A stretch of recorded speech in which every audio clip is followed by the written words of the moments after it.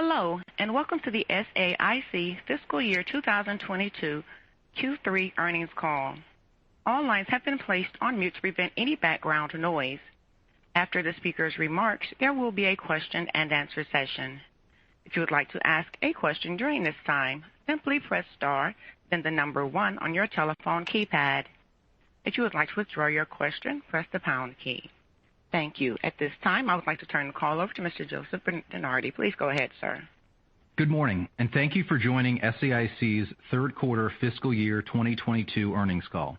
My name is Joe DeNardi, Vice President of Investor Relations, and joining me today to discuss our business and financial results are Nazzic Keene, our Chief Executive Officer, and Prabu Natarajan, our Chief Financial Officer. Today, we will discuss our results for the third quarter of fiscal year 2022 that ended October 29, 2021. Earlier this morning, we issued our earnings release, which can be found at investors.saic.com, where you will also find supplemental financial presentation slides to be utilized in conjunction with today's call and a copy of management's prepared remarks. These documents, in addition to our Form 10-Q to be filed later today, should be utilized in evaluating our results and outlook, along with information provided on today's call. Please note that we may make forward-looking statements on today's call that are subject to known and unknown risks and uncertainties that could cause actual results to differ materially from statements made on this call. I refer you to our SEC filings for a discussion of these risks, including the Risk Factors section of our annual report on Form 10-K and quarterly reports on Form 10-Q. In addition, the statements represent our views as of today, and subsequent events may cause our views to change. We may elect to update the forward-looking statements at some point in the future, but we specifically disclaim any obligation to do so. In addition, we will discuss non-GAAP financial measures and other metrics which we believe provide useful information for investors, and both our press release and supplemental financial presentation slides include reconciliations to the most comparable GAAP measures. It is now my pleasure to introduce our CEO, Nazzic Keene. Thank you, Joe. Good morning, everyone, and thank you for joining us to discuss our financial results and updated outlook for our third quarter fiscal year 2022. Before we begin, I'd like to welcome Joe DeNardi to his first earnings call with SAIC on this side of the table. We're excited to have Joe on our team to continue building on our already strong investor relations outreach effort, as well as add expertise and leadership to our executive team. Now on to our Q3 results. I'm pleased to report our fourth consecutive quarter of positive organic revenue growth and another quarter of strong profitability. Due to continued strong operating performance, adjusted EBITDA margin was 9% and contributes to the increase in our full-year margin outlook. Our year-to-date strong results reflect a commitment to our customers' needs, success in creating value for our shareholders, and a dedication to the mission from our 26,000 employees during a still challenging time. Despite recent challenges related to supply chain disruptions and a tight labor market, we remain confident in our ability to sustain organic growth into next year and increase free cash flow by approximately 10%. We know that driving both of these metrics creates shareholder value. Prabu will provide further detail on our increased guidance for this year and initial outlook for next year in his prepared remarks. I would like to focus my comments this morning on two new initiatives which create value and opportunity for our employees and our shareholders.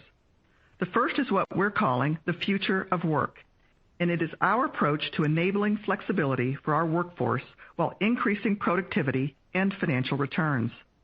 The second is a reorganization of our internal investment effort, which has led to the creation of our innovation factory teams designed to better align our targets of organic investments with customer needs in the areas of AI, engineering, and digital.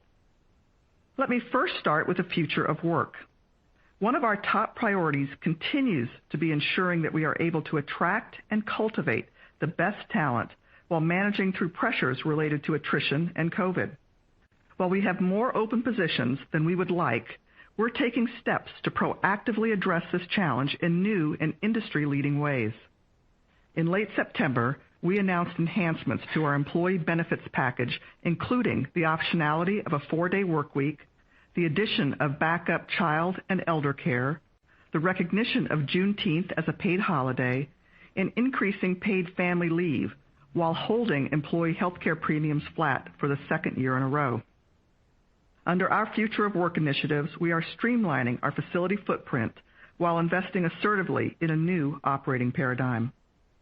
This advances our vision to promote employee well-being and our ability to attract diverse talent while driving financial benefits in the form of increased competitiveness and cost savings.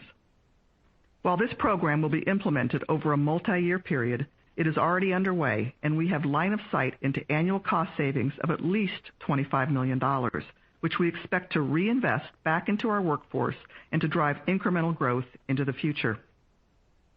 We continue to monitor COVID-19 vaccine mandates and the impact they may have on our workforce and business operations over the next few months. To this point, we have not seen any noticeable impact on attrition or sourcing talent as a result of the vaccine mandate, and it is not materially impacting our financial performance.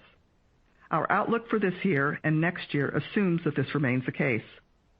As of last week, roughly 96% of our workforce is compliant with our vaccine policy, and we would expect that to increase modestly going forward. For those in our workforce who are not vaccinated, we believe we can accommodate or reposition a large portion of these employees such that the eventual net impact is immaterial. Now I'd like to spend a few minutes discussing the development of our Innovation Factory teams, or IFTs, and the initial returns we're seeing from our investments. A little over 2 years ago, we began the process of shifting our internal investments away from primarily enhancing program-specific capabilities to developing enterprise solutions directly aligned with future customer demand. To aggressively drive this part of our strategy, this year we implemented changes to our organizational structure and incentive metrics to tighten collaboration between our Innovation Factory teams and the growth priorities of our sectors. We are confident this refinement of our internal investment strategy will allow us to more efficiently and effectively invest shareholder capital. This focus and discipline will ensure our investments are well aligned with customer requirements and enhance our ability to market, sell, and ultimately deliver differentiated solutions in growth areas like IT as a service, application modernization and cloud management, and systems integration. A good example of this is the Mark 48 program win announced just after the close of the quarter. The U.S. Naval Sea Systems Command awarded SAIC a contract with a total value of up to $1.1 billion to integrate various subsystems for the Mark 48 Mod 7 heavyweight torpedo. This win is a direct reflection of SAIC's unique understanding of the undersea domain, coupled with our internal enterprise-wide investments in our digital manufacturing solution, our integrated logistics and supply chain solution, and other digital engineering solutions and capabilities. This award significantly expands our scope on this program and highlights our ability to leverage our legacy as a leading provider of high-end engineering services and move opportunistically and profitably into select systems integration and delivery roles. We currently have a rich pipeline of systems integration opportunities across multiple domains and customers. To be clear, we remain prudent and disciplined to ensure that opportunities we pursue are ones where we know the technology, we understand the mission and domain, have understanding of the legacy systems, and where we are able to contract, partner, and leverage organic investments in support of our long-term profitable growth strategy. We're excited about the new business pipeline in front of us and feel confident that our legacy and recent investments position us to drive profitable organic growth. I'll now turn the call over to Prabu to discuss our financial results and updated outlook. Thank you, Nazzic. We're pleased with our financial performance in the third quarter. We generated 2.1% of year-over-year organic growth, which represents our fourth consecutive quarter of positive growth. Our third quarter revenues of approximately $1.9 billion reflect total growth of 4.4% as compared to the third quarter of last fiscal year due to the ramp-up on new and existing contracts and the addition of Halfaker. Revenue results in the quarter were impacted by lower than planned material sales, labor market tightness, and a slower ramp in our supply chain business. Adjusted EBITDA dollars and margins were both ahead of plan due to continued strong execution and effective cost controls. Third quarter adjusted EBITDA was $171 million, a $7 million increase from the prior year. Adjusted EBITDA margin was 9% after adjusting for $12 million of acquisition and integration costs. Diluted earnings per share was $1.22 for the quarter, inclusive of the third quarter acquisition and integration costs of $12 million. Excluding these costs, as well as amortization of intangibles and net of a lower effective tax rate of approximately 19% in the quarter, our adjusted diluted earnings per share was $1.85, an increase of 14% compared to last year. Third quarter free cash flow was $124 million, and free cash flow year to date continues to track ahead of plan.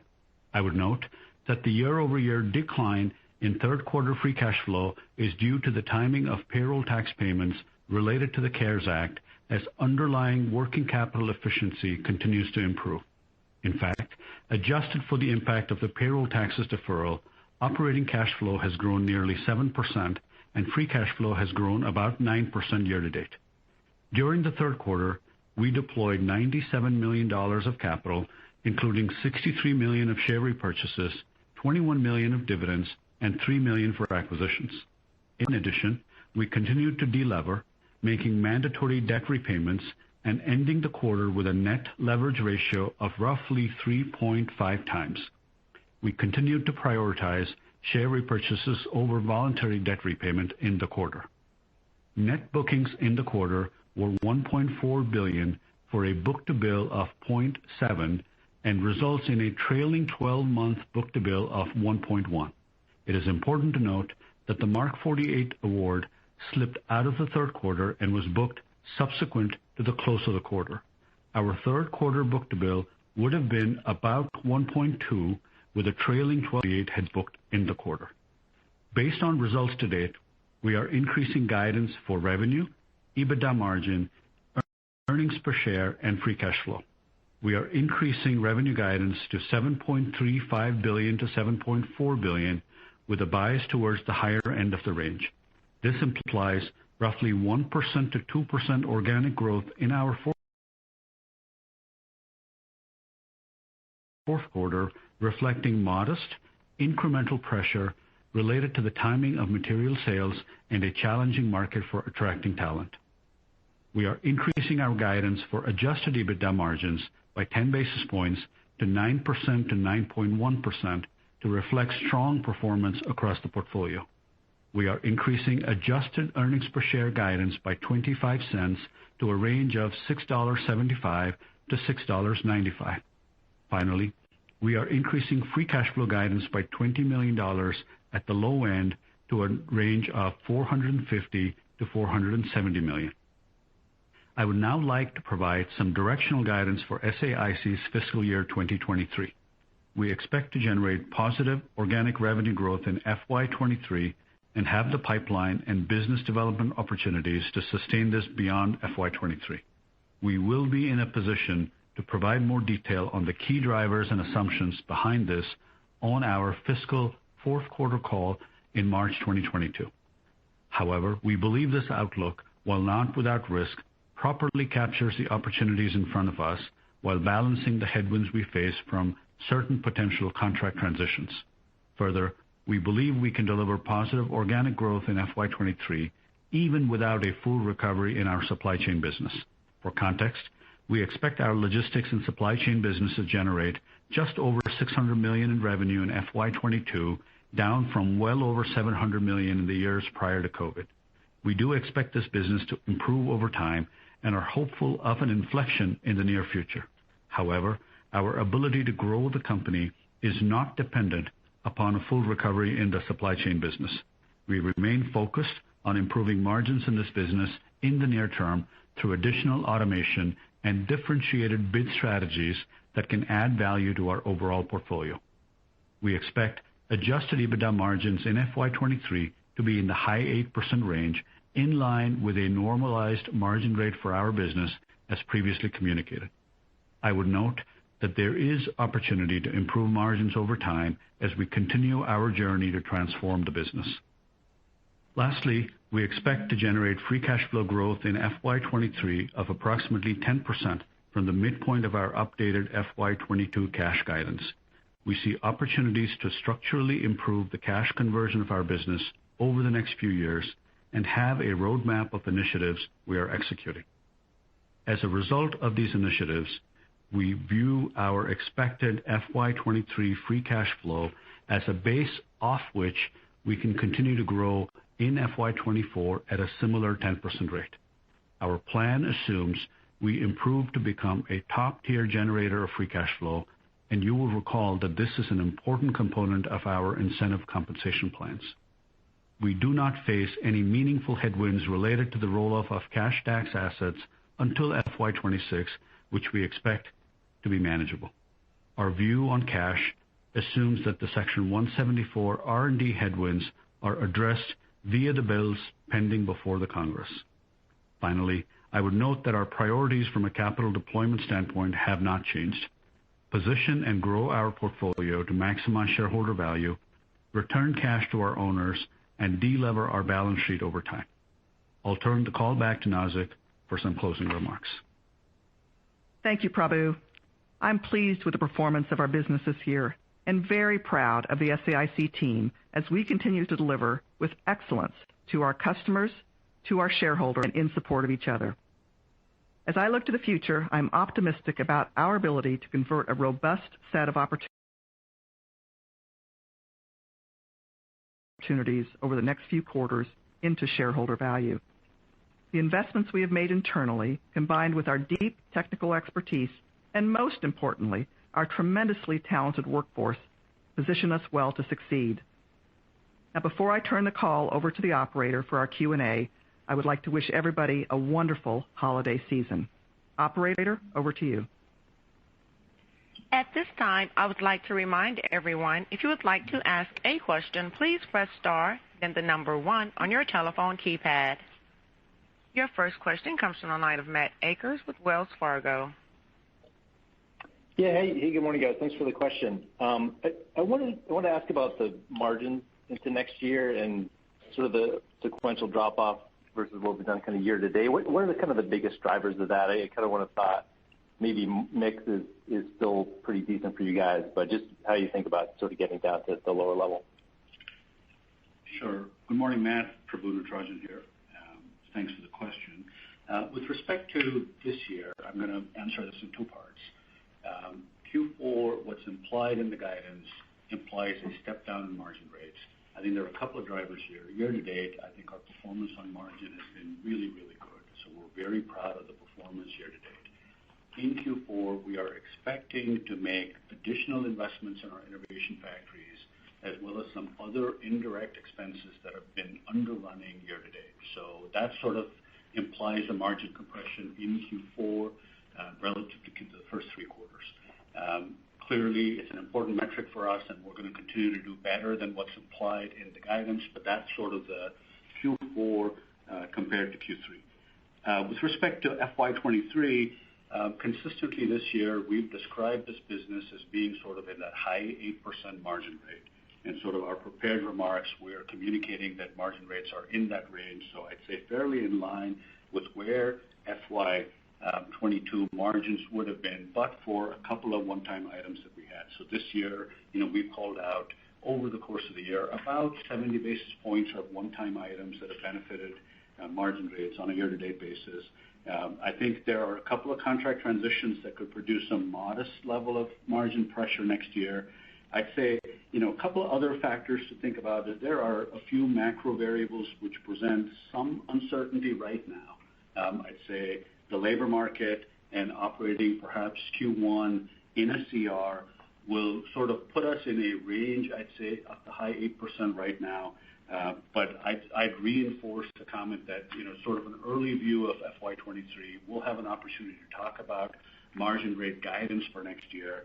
And I will remind you that because we're focused on improving margins in the business via profitable growth, it's an important incentive compensation metric. So it's an early view consistent with what we've communicated, and hopefully we'll have a chance to do better as we roll into FY23.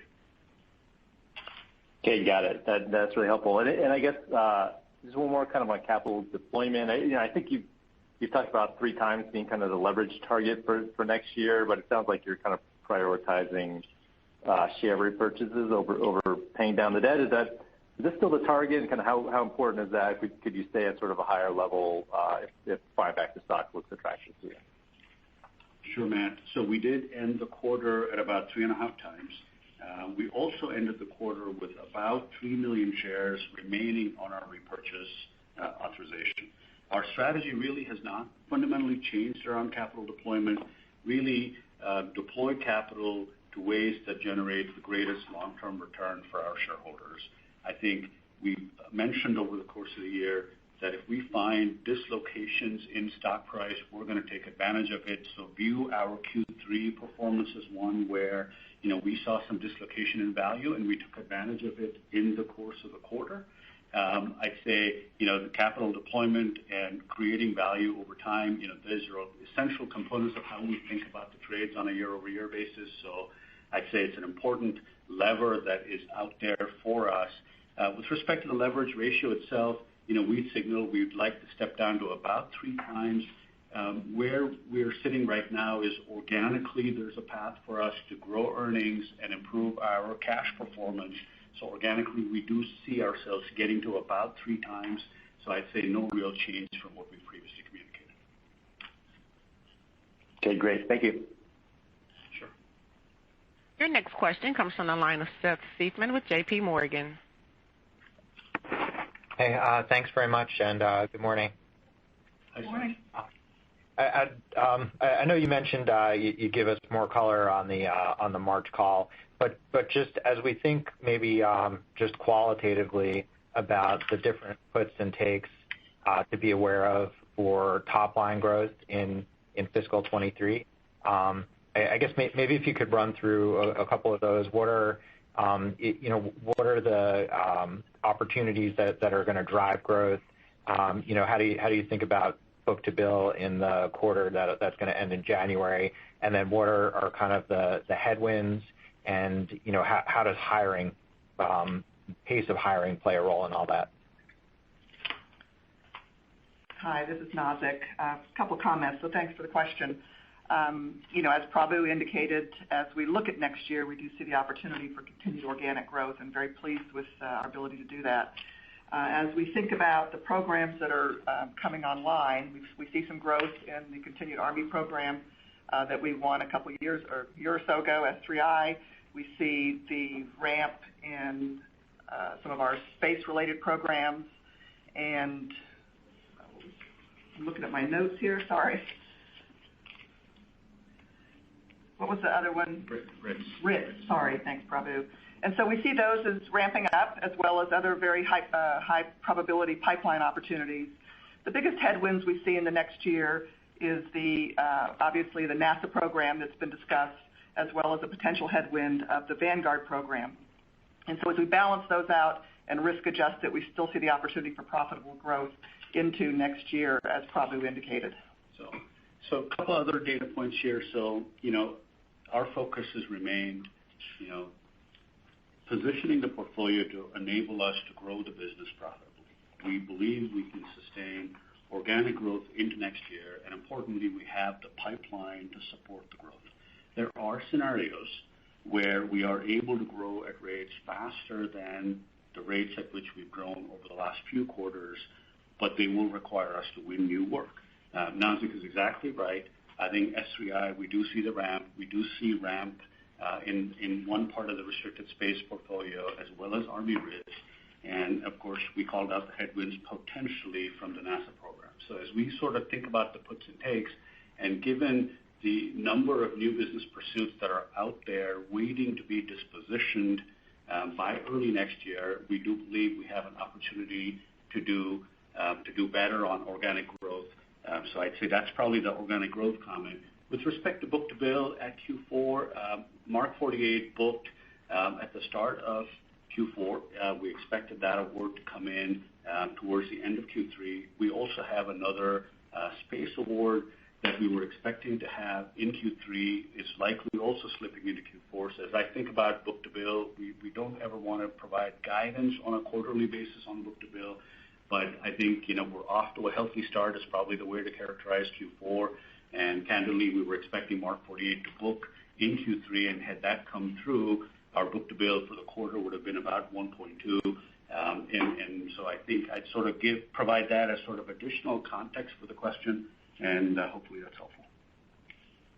Yeah, no, that's great. Thanks very much. And maybe just to follow up real quick on this theme of organic growth, you mentioned the hiring environment, being difficult, and you talked about some of the changes you're making to attract people. But I guess, if you could put a little bit more color on sort of, maybe the ways in which things are difficult, or the degree to which the pace of hiring will be, enable or be a brake on growth going into next year. Can weigh in. As I think consistent across many industries, ours included, is there is a tightening labor market, and we're certainly seeing that as well as it relates to COVID, as it relates to just the general turnover. I think the way that we're thinking about it is to ensure that we're doing things to disproportionately create an attractive workforce for ourselves, so that we mitigate attrition. So we look to internal efforts to drive engagement. Flexibility is key. We've learned that certainly from the COVID experience, and employees are looking for that. So we're doing a great deal around ensuring that our employees can continue the flexible work model, obviously hand in glove with the customer. So we've got several initiatives taking place as well to ensure that we remain a very attractive place for our current employees, as well as be able to attract new employees. We've also done considerable work in ramping up our recruiting and our onboarding process as well. And so we've seen great results over the course of the last couple of months in being able to attract and hire, very qualified, great talent. So certainly a headwind, certainly something we're navigating, but I believe we are in a great position to be able to mitigate some of that risk going into next year, all things being equal, obviously. As it relates to, any other potential headwind on labor escalation or cost of labor, certainly we're managing that as well. But the overall costs, we're not seeing anything significant at this juncture, because even though there's pockets where the cost of labor may rise or is going up, the other costs, such as, and you heard us talk about, whether it's facilities, travel, are also looking to be able to mitigate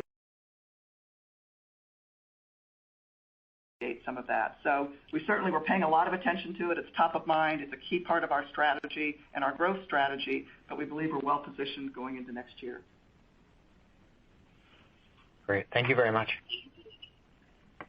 Your next question comes from the line of Noah Poponak with Goldman Sachs. Hey, good morning, guys. It's Gavin. I think that might have been an autofill. How you doing? Hey, Gavin. Hey, Prabhu, I got a bit of a two-parter for you. On the organic growth rate for next year, I think without maybe reading too much into your remarks, you said there's a possibility or the opportunity to grow faster next year than you are this year if you win some work. So is your base case assumption that you grow in line to slower than you are this year? And then as the follow-up to that, when you look back at how you approached original guidance this year, you've raised throughout the year. So, kind of what was better than planned, and then is that the same level of conservatism you want to take going forward, or do you have more visibility now than you did coming in? Sure. Hey, Gavin, thank you for the questions. I'm going to take the second one first. So when we started out the conversation at the start of the year, we said, organic revenue guide of 7.1 to 7.3.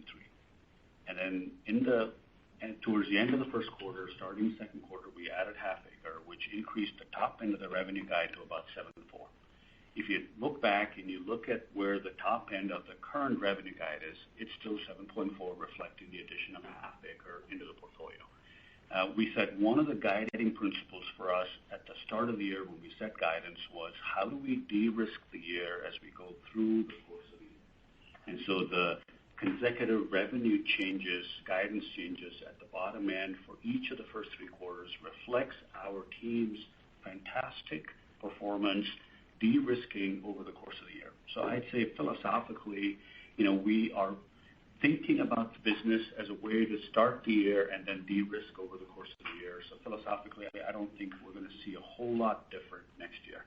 I did talk about potentially a robust pipeline of opportunities ahead of us. This is the first part of the question, and specifically the question around could we grow at rates higher than potentially we're at for FY22? The answer is there are a couple of big swingers on the new business front which could position us to grow a little bit faster than what's implied in the current year guidance, with one important health warning, which is NASA NICS contract is in the portfolio this year, and we could have potential headwinds depending on how the protest gets dispositioned as well as the timing of the protest itself. So I'd say a good solid pipeline on the new business front with an opportunity to grow at rates perhaps better than where we're at, but with the health warning that the outcome on NASA NICS could then have a little bit of a headwind effect to growth rates, which is why we're comfortable, given how much of the year we have left to go and how much we have in the way of new business, starting out the year committing to continued organic growth in the portfolio. That's, we believe, an important signal to send to our shareholders to show that we are committed to growing this business on an organic basis year over year, and that's the focus of the team right now. And obviously, we'll share a lot more detail with you in March. Got it. That's really helpful. Do you have good visibility into the timing of some of those new wins, and is that potentially impacted by an extended continuing resolution? So the answer is the first part is yes, and I think the answer to the second part is also yes. I would say the next 2 to 5 months will be fairly indicative of where FY23 will shake out, and our hope is it's earlier in that window rather than later, but we'll certainly have more visibility into FY23 by the time we get to March and provide our guidance for FY23. Okay, thank you. Your next question comes from the line of Cai von Rumohr with Cowen. Yes, thank you very much. So, Prabu, could you give us maybe the numbers on bids awaiting decision? And, you talked of the big swingers. Maybe give us some color, if you could, on your expected bid submits for Q4 or the next 6 months, whichever way you think is more meaningful. Sure. I'll take the first part, Kai. So the bids awaiting disposition is about $21.5 billion. At Q2, that number was about $20 billion. So let's call it we're up, high single digits relative to the Q2 watermark. So I say directionally the vector we want to see in terms of the outcomes. And in terms of the materiality of what's out there, for obviously a variety of strategic and competitive reasons, we would not talk specifically about any of those other than to say they are needle-moving opportunities for the company. So with some potential outsized impacts on growth rates, but we have to go win them, and these are takeaways, and so that's not obviously an easy combination, but we're well positioned for these opportunities, but we have to actually go win some of them, but they are needle-moving for the company. And Kai, this is Nazzic. Just to add to that, Prabu gave you a couple of metrics, but anecdotally, we also see continued growth in the pipeline consistent with the areas of focus and strategy for the company. So very pleased with the pipeline development. We've also done a lot of work this year in not just increasing the reach of our sales team and business development team, but also in ensuring that we're focused on the right accounts on the right solutions. So very pleased with the development of the pipeline, consistent with our strategy, consistent with driving greater profitability over the years to come. And so we feel like we're in a good position, as Prabu indicated. We've got good visibility, but we also pay a lot of attention to the long-term health of the pipeline as well. Wanted to reinforce that. So I don't expect you to give us, the specifics on the potential takeaways, but maybe if you could give us some, bounding of the size. I mean, what you expect to submit in Q4 or next year. And secondly, you've mentioned a couple of times, incentive comp depends on margin, depends on cash flow. Maybe give us, the things you are emphasizing with the incentive comp plan and any changes in direction you might sort of be envisioning for the incentive comp plan. Thanks. Sure. Thank you for the questions, Kai. So on incentive comp, at the start of FY22, we made a set of really important changes. I think we balanced the metrics between revenue, adjusted EBITDA growth, as well as operating cash flow. And we balanced it by having the weighting be a third across the three metrics. And we then set targets based off of relative peer performance. In other words, paying the team for performance against a plan is interesting. What's far more interesting is paying the team for performance against a relative peer set. So we really made that really important change at the start of this year, and I believe we're starting to see some real traction from the changes we made. We also introduced an element of total shareholder return in the long-term performance metrics, especially to ensure that we are always committed to returning value back to our shareholders. So to me, I think those were really important changes we made at the start of the year, and I dare say the performance this year reflects, I believe, the team's sort of embracement, if you will, of the updated incentive comp metrics. So that's sort of the first leg of the question. On sort of Q4 and book-to-bill, et cetera, we really wouldn't get into the quarterly level book-to-bill guidance other than to say, while it's an important metric, it could also be misleading in some ways because it can be very lumpy.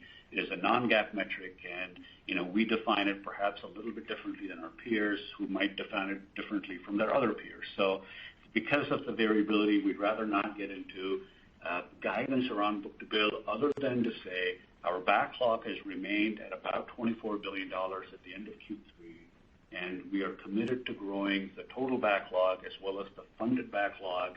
And importantly, it is not an incentive comp metric to grow backlog, but it does reflect the quality of the pipeline that Nazzic referred to, but also effectively not just growth rates, but also the margin rates implied in the pipeline. So there are some qualitative elements that we always look to when we think about the backlog. And as Nazzic said, the team's doing a really nice job out there, and we're seeing some quality and some longevity in the backlog as well that I believe is helpful for the long term. And Kai, this is Nazzic. A couple other things I'd like to add. I think probably captured exceptionally well. The other major thing that we did this year is actually, as we outlined the components of the incentive comp, we actually pushed it lower in the organization. And so we have many more leaders that are directly aligned to the same metrics, same values that drive shareholder value. So I thought that was a very important move this year. We aren't contemplating any significant changes to the plan. We believe it's balanced. We believe it's producing the right results. But we always take the opportunity to take a fresh look at that during our normal board cycle going into next year. But nothing specific is on the table. But if we step back and we say that something would serve us better and serve the shareholders better, we do keep that top of mind as we go through the process. Thank you very much. Sure. Your next question comes from the line of David Strauss with Barclays. Good morning, Nazzic Prabhu. It's Colin on for David. First question, if we could talk about working capital upside embedded in your guidance for free cash flow, as well as kind of what you envision longer term potential of capital efficiency for this business. Sure. Thank you for the question, Colin. So as I think we've mentioned over the course of the year, we're a strong generator of cash. But we've also said over the course of the year, we believe there's real opportunity to improve the cash performance of the business. Over the last couple of quarters, we've spent a fair amount of calories inside the company to look at working capital performance specifically. And as Nazzic just alluded to, we're looking at working capital not just at the consolidated level. We look at it at the sector level and then within a business unit level and within a program level. And then we truly want to understand what drives working capital at the program level. There are a couple of opportunities here. The reason we're signaling potentially up to 10% increase in free cash flow next year is if you think about the contract mix we have in a predominantly cost-plus business and a T&M business, it is sort of our contractual right to be paid net 30, more or less. And so we see real opportunity on improving working capital there. But we also see, if you think about the process for working capital, all the time that it takes to get costs accrued, get it on an invoice, through a review cycle for the invoice, all the way to the collection cycle, we see opportunity for an end-to-end improvement of our cash performance across the cash cycle. In addition to that, we also have significant number of subs on our programs. And, we want to make sure that we are looking at working capital at the sub level to make sure that we have terms that are symmetric with the terms we have at the prime level. So we flow down terms appropriately, and there's potentially opportunity there as well. So as we step back and look at fundamentally working capital improvement, obviously it starts with profit improvement. That's going to be a key for, sort of persistent improvement to cash flow potential. But as we sit here, we see improvement potential in working capital, and that's why we signaled in the prepared remarks that it's up to 10% improvement to free cash flow next year. And we see that FY23 free cash flow as offering a base off of which we can grow an extra 10% beyond that. And then finally, as we mentioned in the prepared remarks, we do have some tax assets that we're currently benefiting from on a cash tax basis, but you don't really see a material step down until maybe FY26 or later. And the reality is we expect those impacts to be quite manageable over the long term. So I'd say as we step back and look at the business, we see some real opportunity.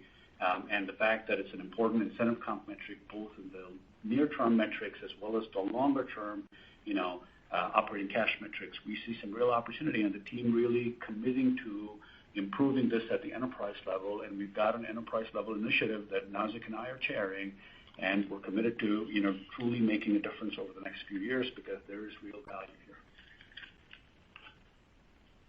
Got it. And in terms of the guide rails for that metrics, should we be thinking about this as a percentage of sales, net working capital days, kind of, where do we think about or where do we hang our hat on into that underlying working capital efficiency?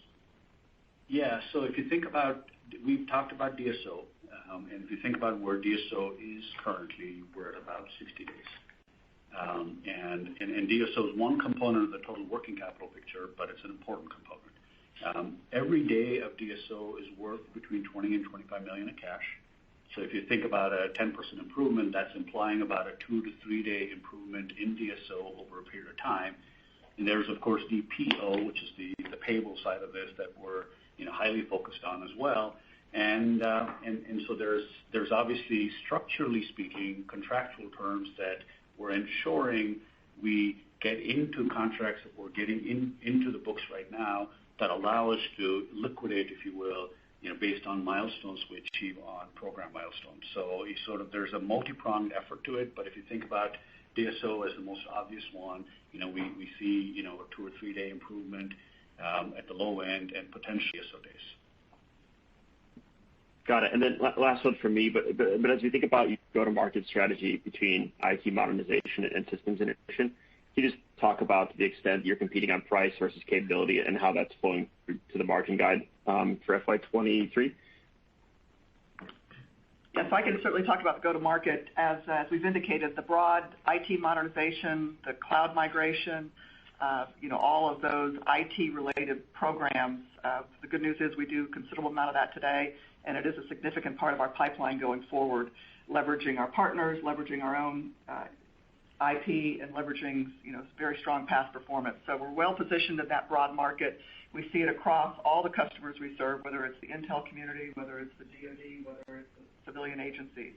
And so very pleased with the maturation of that part of the pipeline, and certainly see long-term opportunity to do that. In general, and there's always exceptions, but in general, that type of work tends to drive higher margins. The closer you get to an as-a-service model, the closer you get to being able to leverage our solutions and our IP, that does tend to drive higher margins, which is one of the reasons that we're optimistic about the long-term margin profile of the company. And then on the quantitative side, as we think about the quality of the pipeline, one of the metrics we use to measure health and quality is whether there is an implied improvement to the margin rate organically at the company level. That's an important metric. And we have thresholds in place that allow us to put some extra eyes on bids that go below, threshold rates, if you will, to make sure that we're thinking about bids on a consistent long-term basis. So to me, that's an important metric we track to. And we're likely to see continued improvement there, as we've said on the margin story, over time, because we believe we have potential to improve there. Got it. Thanks so much for the color. Sure. Thanks, Colin. Your next question comes from the line of Tobey Sommer with Truist Securities. Thanks. Good morning. We're hearing from many companies as they react to a tightening labor market. To the extent that you've been able to benchmark your new labor initiatives to know where you're positioned better than the market, have you been able to do that as opposed to sort of reacting to the tighter labor market and putting some things in place? So where do you stand out in that regard, do you think? Yeah, Toby, this is Saic. Let me try to tackle that. I don't have any specific benchmarks in front of me. Many of the things that we touched on, as an example, the change in benefits we just implemented or messaged in September, so it's still early days. I will tell you that we are seeing, we do our own internal metrics, obviously, on recruiting and offers, and we're seeing continued improvement in that regard in a pretty material way. So we feel good about the focus areas. We feel good about the investments that we're making. And I think we're well positioned going into next year. Now, with all that being said, there certainly is broad industry markets as it relates to turnover, and we're holding our own as it relates to the labor pool, the turnover within the industry, and I don't see anything on either side of that is out of skew. So it is something that is top of mind. We actually have we as an executive leadership team get metrics every week. We're paying considerable attention to it, and we're doing several things internally to really expedite the ability to make an offer and onboard as just tightening that process up. So certainly it's something we could probably add some color to as we go into the March timeframe and get a couple of these cycles behind us, but I don't have any specific metrics. Prabhu? Just a couple of other quantitative data points. So, as you step back and think about attrition rates as well as required headcount, last year was an anomaly because we had lower attrition rates across the industry. As I look at attrition rates this year and just the tightening labor market, we're looking at a labor market that actually feels more like a labor market pre-COVID. And not to say it's an exact one-to-one comparison, but we do see that comparability in the labor market. So the reality is we've actually navigated that market, so it sort of gives us comfort that we know how to navigate it. The other things we're seeing is, the tightening of the labor market is a function of geography, it's a function of skill set, and it's also a function of where non-labor costs are for every employee that we bring on board. So as you think about the tricks at the geography level to see are there pockets where there are heightened levels of demand, we're looking at skill sets. As we look about next year's plan, we actually have a sense going into next year's plan where the skill sets are going to be needed and what those markets are fundamentally running in at. So those are metrics we're starting to track to, but no hard metrics to communicate on the phone, but I wanted to be able to share a little more color on all the other factors that play into this equation. Okay, thank you. My follow-up question is more on recompetes. What do recompete percentages look like over the next couple of years, please? And is there, or I should say, are there certain significant programs that we should keep in mind as we map that out? I think as we look forward, Toby, a couple of comments. For the next couple of years, it's more normative. It's more in the 15 to 25%, which is a normal year, give or take. Now, obviously, the two most significant ones, there's always stuff coming in and coming out of the portfolio, but the two that I would bring your attention to is the NASA recompete that we've touched on, giving you an update on that, as well as the Vanguard program, which is a Department of State program that we've held for the last 10 years that will go through a bit of a different recompete cycle as we get into mid next year. So we're keeping, obviously, we're very aggressively pursuing that, but that would be one that I think would be top of mind as we think about the revenue flow for next year. Prabhu, anything to add? PBMRO is up for recompete, but it doesn't have a revenue impact next year, but the following year. Thank you. Mm-hmm. Your next question comes from the line of Louis DePalma with William Blair. Prabhu and Joe. Good morning. SAIC, along with nearly all of your peers, have reported significant margin expansion relative to last year. Has work from home flexibility been a driver for your higher margins? And if not, can you just provide an overview on what have been the main catalysts for your margin expansion? Sure. Thank you for the question. For FY22 rather, certainly there's a dynamic around total costs which have run lower than planned, and that's true not just for FY22, but it was actually just as true for FY21. We actually called it out as a tailwind for FY21 margins when we sort of gave you the bridge between 21 going into 22.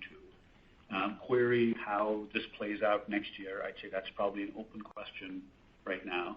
So as we sort of think about margin rates, we called out a couple of items over the course of the year, just as we did in FY21, that were significant tailwinds to operating margin. We called out nearly 60 to 70 basis points of margin tailwind in FY22, primarily related to the off-market liability pickup that we referred to on our Q2 call. So, the way we thought about guidance for FY23 at this juncture is while we see potential for long-term improvement to operating margin rates, we bridged it back to the high 8% range, which is sort of inherently where this portfolio is operating at currently. But again, recognizing, as I've said probably 4 times on this call already, that the team is going to be incentivized to improve margin out of this business, and therefore we're not going to sit over the course of the year at the high 8 range. And hopefully we've got our incentives working in the way that it worked in FY22, but we have to be realistic to acknowledge the tailwind from those couple of significant one-time pickups in FY22. And Louis, the other thing I would just reinforce, and I touched on this a bit ago, is, and of course this takes time, but we're also very focused, as Prabu indicated, and I've talked about, in the margin profile of the pipeline. And so, not only in maximizing the margins from the programs that we execute today, but really looking for ensuring that our pipeline is reflective of the margin expansion. Again, in aggregate, any one program can have an impact one way or the other, but in aggregate, in those areas that we've highlighted as being part of our strategy, that will in fact drive higher margins in the portfolio over time as we win and prosecute those. Great, Nazzic. And related to that commentary on the pipeline, are there other hardware-type systems production contracts in your pipeline similar to the Navy torpedo MK-48 that you think that you are strongly positioned to win? And for hardware-type contracts, is the margin profile consistent with your IT systems integration space type contracts?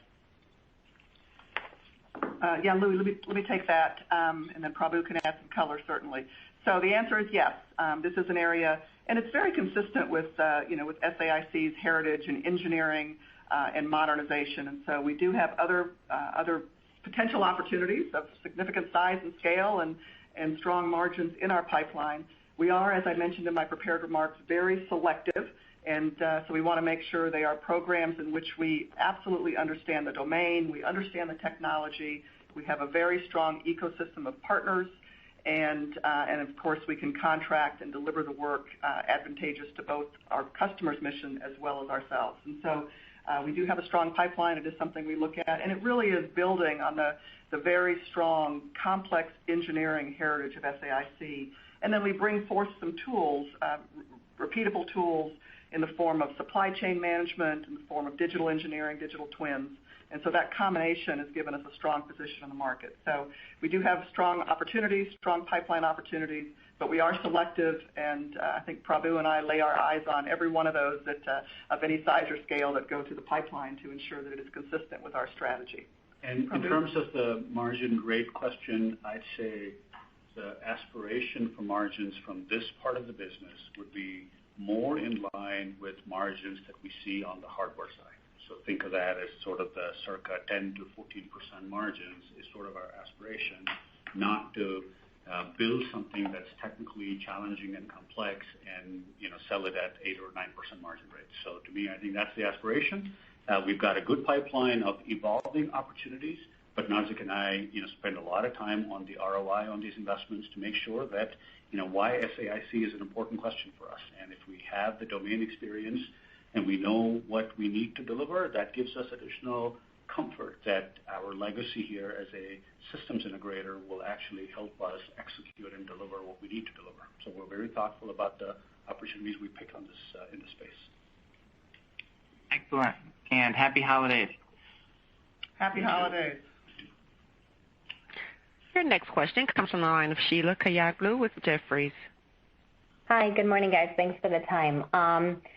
So just on the top line, you guys have talked about it a few times already. It seems like there's maybe 3 contracts that really help you grow. One of them is RIFs. The other is maybe some AMCOM on contract growth. And is NAVSEA the third one that you mentioned, Nazzic?